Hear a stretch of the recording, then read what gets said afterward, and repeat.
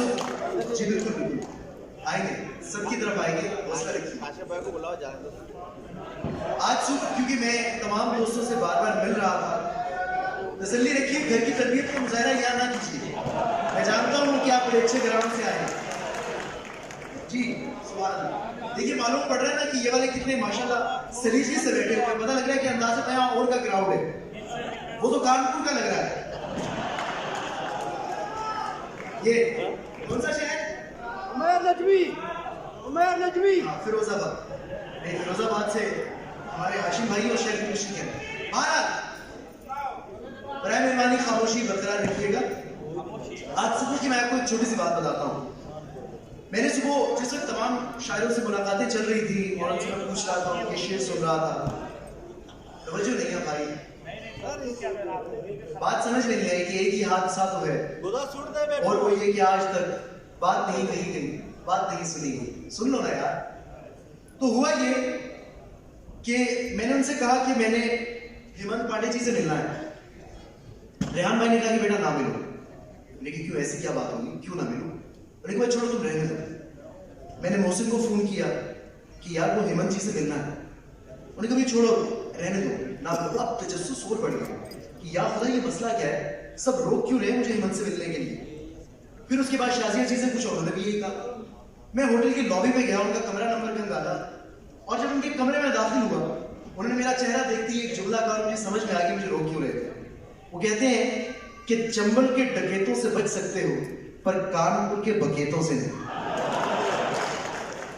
और उसके बाद अगला 1 घंटा इन्होंने मुझे बिठाकर वो रोस्ट किया कि नमान वल हफीज, वो सारी चुप्पे जो सफर के दौरान इनके सीने में महफूज रही, वो सब इन्होंने मुझ पर उगल दी। और फिर उसके बाद बड़ी मुश्किल से मैंने इनको थोड़ा सा संभाला, हाथ पांव जोड़े, माजरतनामा लिखा और फिर कहा कि हुजूर मैं तो सिर्फ ये चाह रहा हूँ कि आप शाम को जो पढ़ने के लिए आएंगे मैं आपको क्या पढ़ के बुलाऊं। तो उन्होंने मुझे अपना एक खता दिया, मैं वो आपके हुजूर पेश करके पांडे जी को आपके रूबरू कर दूंगा, आप जाने और कानपुर के पांडे जी जाने। आप लिखते हैं कि चूंकि लखनऊ में गाड़ियों के पीछे जात लिखने का रिवाज था जिसपे अभी भी ताजा ताजा बैन लगा है, आप लिखते हैं ना ही पंडित लिखा था ना चौहान लिखा था, उस पे तो मेरे प्यार की पहचान लिखा था, फिर भी यूपी पुलिस ने मेरा ही चालान कर दिया जबकि मेरी गाड़ी पे तो केवल मेरी जान लिखा था। ख़वातीन और हज़रात, अपनी जिम्मेदारी पर भरपूर तालियों का इस्तकबाल कीजिए। आपकी तालियों की गूंज थमनी नहीं चाहिए। कानपुर से आए हुए हेमंत पांडे। सलाम करता हूं दुबई को। हमारे आदरणीय रेहान सर बैठे हुए हैं, साजिया मैम बैठी हैं। आप सभी लोगों को प्रणाम करता हूं। लोगों का सपना होता है कि किसी बड़े मंच पे जाने का उनको अवसर मिले, उनको मौका मिले। मैं अभी सोनी चैनल पर इंडियाज लाफ्टर चैलेंज में सेमीफाइनलिस्ट भी हूँ। तमाम चैनलों ने मेरा इंटरव्यू लिया, कानून ने इंटरव्यू लिया और उससे कहा कि आपके जीवन का ये सबसे बड़ा मंच है। तो मैंने कहा कि सबसे बड़ा मंच ये नहीं है, सबसे बड़ा मंच वो होगा जब दुबई मुझको बुलाएगा। मेरे लिए सबसे बड़ा मंच ये है जब इंसान कोई सपने देखता है और वो पूरे ना हो तो भगवान अपने दूत भेज देता है। तो रेहान साहब को हमारा दूत भगवान ने भेजा है, मुझे यहाँ पर बुलाया है, शाजिया मैम को बुलाया है। मैं आपको प्रणाम करता हूँ, सलाम करता हूँ। मेरे विषय में सब बता ही चुके हैं। मैं कानपुर में रहता हूँ, उत्तर प्रदेश में, एक स्कूल में पढ़ाता हूँ। कोई हाथ से कभी अगर टीचर हो जाए तो बच्चे का भविष्य आप समझ सकते हैं। हमने अपने स्कूल के एक बच्चे से पूछा, हमने कहा बेटा ये बताओ 1 किलो रुई और 1 किलो लोहा दोनों में भारी क्या होगा? तो उसने कहा मास्टर साहब लोहा भारी होगा। मैंने कहा बेवकूफ, मैं तुमसे कह रहा हूं कि 1 किलो रुई 1 किलो लोहा, जब दोनों 1 किलो है, रुई भी 1 किलो है, लोहा भी 1 किलो, तो लोहा कैसे भारी होगा? उसका जवाब सुनिएगा। उसने कहा मास्टर साहब आप हमको 1 किलो रुई फेंक के मारिए। हम आपको लोहा फेंक के मारते हैं, लेकिन ताकत कमजोर है आपकी, तो आप समझ जाएंगे क्या भारी होगा। तो हमने बच्चे से दूसरा क्वेश्चन पूछा। हमने कहा हिंदुस्तान में सबसे तेज उड़ने वाले पंछी का क्या नाम है? उसने जवाब दिया हाथी। हमने खड़े हो गया, तुम्हारे बाप क्या करते हैं? उसने कहा अफगानिस्तान के जो नए प्रधानमंत्री बने उनके मुख्य सलाहकार हैं। हमने कहा बैठ जाओ, हाथी सही जवाब। तो बच्चे बड़े होशियार साहब। तो आप समझ गए होंगे साहब, मैं तो कानपुर का आया हूँ। उत्तर प्रदेश का सबसे अनोखा शहर है हिंदुस्तान का। कभी आप कानपुर आइए, और आप लोग तो उत्तर प्रदेश और हिंदुस्तान के लोग ही हैं। आप हिंदुस्तान के अलग अलग शहरों में जाएंगे तो अलग अलग चीज वहां पे लिखी मिलेगी। कभी आप आगरा जाएंगे तो रेलवे स्टेशन पे लिखा होगा आगरा का पेठा आपका स्वागत करता है। कभी आप लखनऊ जाएंगे तो लिखा होगा राजा ठंडाई आपका स्वागत करता है। कभी आप हमारे कानपुर आएंगे वहां पे लिखा रहता है रूपानी चप्पल आपका स्वागत करता है। तो मैं उसी कानपुर से आया हूँ सर। हाँ सर बिल्कुल सही, आप कभी आएंगे तो जी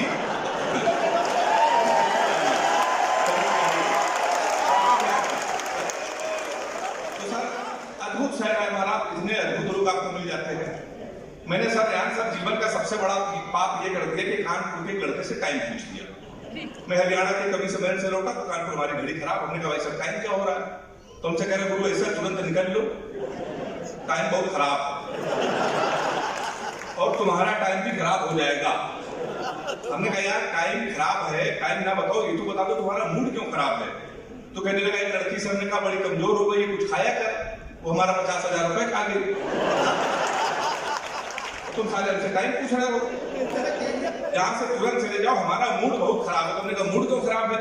कह लगे गुरु हम एक लड़की के चक्कर में 5 साल से लगे थे। हम इसको दुनिया की सबसे संस्कारित और सबसे धार्मिक लड़की समझते थे। हम समझते थे ये हमसे प्यार करती है, हम इससे प्यार करते हैं। तो उनका गुरु हुआ क्या? कल हमारा नगर निगम का चुनाव चल रहा है और उसको मिल गई पार्षद की टिकट। पूरे शहर में होल्डिंग लगी है युवा दिलों की धड़कन पुष्पा पान। तुम सारे हमसे टाइम पूछ रहे हो? लोग तो नारा लगा रहे हैं मोहर मारो तान के पुष्पा को पहचान के। और एक लड़का तो कल हमारे कान में नारा लगा रहा था भैया बड़ी किरानी है पुष्पा पान हमारी है। सारी जोरदार बजा दीजिए एक बार। तो साथ हमारा एक शहर है, बहुत अद्भुत शहर हमारा। कभी आप कानपुर आइए आपको ऐसे ऐसे लोग ऐसे ऐसे कैरेक्टर मिल जाएंगे जो पूरे देश में नहीं मिलेंगे। हमारे यहाँ के नेता भी बहुत अच्छे हैं। मोदी जी ने सफाई अभियान पूरे देश में कर रखा है। अभी 1 महीने पहले हमारे उत्तर प्रदेश में सफाई अभियान चल रहा था। अभी 1 महीने पहले हमारे उत्तर प्रदेश के मंत्री जी ने वृक्ष लगाया पौधा, उसको आधे घंटे बाद बकरे ने खा लिया। शाम को मंत्री जी ने उस बकरे को खा लिया।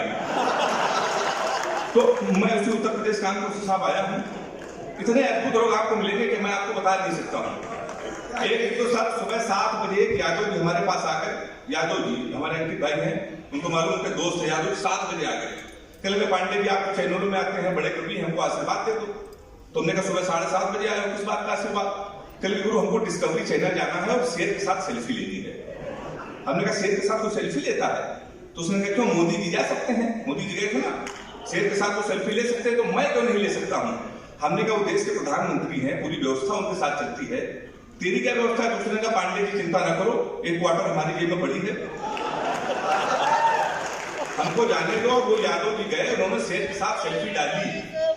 2 अक्टूबर को लखनऊ में उनकी याद में एक मुशायरा है। बता रहा मैं आपको, जिसके चीफ गेस्ट हमारा रेहान सर है। तो आप समझ गए होंगे उत्तर प्रदेश इतने अनोखे लोग हैं सर। मैं तो 10-5 मिनट आपके बीच में रहूंगा, प्यार मोहब्बत की कोई बात नहीं करूंगा। हमारे भाई हमको लेके आए हैं, हमारे सबने जिम्मेदारी लगाई थी कि हेमंत पांडे को सुरक्षित कानपुर से लेके आना। तो कानपुर वालों को भरोसा नहीं है। रेहान सर ने 2 साल पहले हमको बुलाया था लखनऊ के इसी शो में बुलाया था, इसी मुशायरे में। तो वहां पर विवाद हो गया था। तो सर ने कहा बेटा लौट जाओ, ये मुशायरा जब दुबई में होगा तब हम तुमको बुलाएंगे। ये दुबई वाला भी मुशायरा हमसे छूटते छूटते बचा। मेरी फ्लाइट थी रात में 1:45 पे 8 तारीख की, और मैंने सोचा कि अगले दिन है 9 तारीख की 1:45 की दोपहर में है। तो हमको जो भाई लेके आए थे तो हमसे हमने कहा कि भैया हम तो कल 1:30 बजे पहुंच जाएंगे। तो कहने यार पांडे जितने बड़े क्योंकि तुमको एम नहीं दिखता है, तुमको एम समझ में नहीं आता है। तो हमने कहा जब से गुजरात वाले नेताजी ने रात में 8 बजे का भाइयों और बहनों, आज रात 12 बजे के बाद, तब से हमको एम नहीं दिखता, केवल पीएम दिखता है।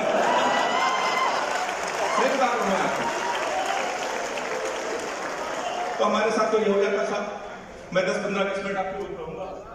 हमारे हाफिज साहब बैठे हुए हैं, देश के बहुत बड़े सेलिब्रिटी हैं, बहुत बड़े शायर हैं। कितने लोग इन पे मरते हैं, कितने गिफ्ट आते होंगे इनके पास में, और वैलेंटाइन डे में इतने गिफ्ट आते होंगे कि आप खुद नहीं गिन पाते थे।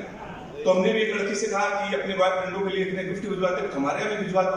तो उसने सब पुलिस भिजवा दी। तो हमारे साथ तो ये होता है, हम अगर किसी लड़की से कहते हैं कि हम तुमसे मिलना चाहते हैं तो हमसे कहती है तुमसे मिलेगी मेरी जूती।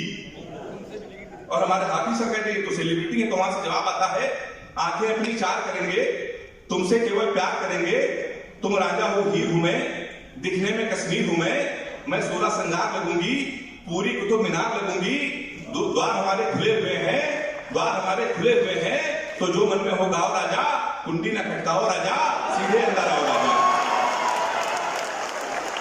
ये साफ होता है।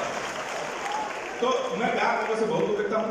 ताकि मैं आपको बता दूं, मैंने एक सबक लिया है, एक सबक अभी मैंने ये लिया है कि अपनी प्रेमिका को कभी भी रुलाना नहीं चाहिए, क्योंकि 7-8 हराम खोर उसके आंसू पूछने के लिए हमेशा तैयार है, कभी नहीं रुलाना चाहिए। तो साहब मैं बहुत दूर रहता हूँ। और रेहान सर, मैं प्यार मोहब्बत इसलिए भी दूर रहता हूँ, लड़कियों की बीमारी होती, किसी लड़की से आप कुछ भी पूछ लो तो इतना उटपटांग जवाब देती है। हमने एक लड़की से पूछा, हमने कहा तुम्हारा फेवरेट कलर क्या है, तो हमसे कहने लगे स्टूपिड कहीं के। हमने कहा कोई मैच्योर उसने कहा कोई मैच्योर क्वेश्चन नहीं पूछ सकते, तो हमने पूछा, हमने कहा 0.8 मिलीलीटर सल्फ्यूरिक एसिड को न्यूट्रलाइज करने के लिए कितने मोल बाइकार्बोनेट की जरूरत पड़ेगी, तब उसने बताया हमारा फेवरेट कलर पिंक है। तो मैं बहुत दूर साथ लड़कियों से, अच्छा सर लड़कियों की बीमारी होती, बीमारी सही हो तो नौजवान हाथ उठा के मेरा समर्थन करना। लड़कियों की बीमारी होती, किसी लड़की का गौर से देख लो तो देखो कैसे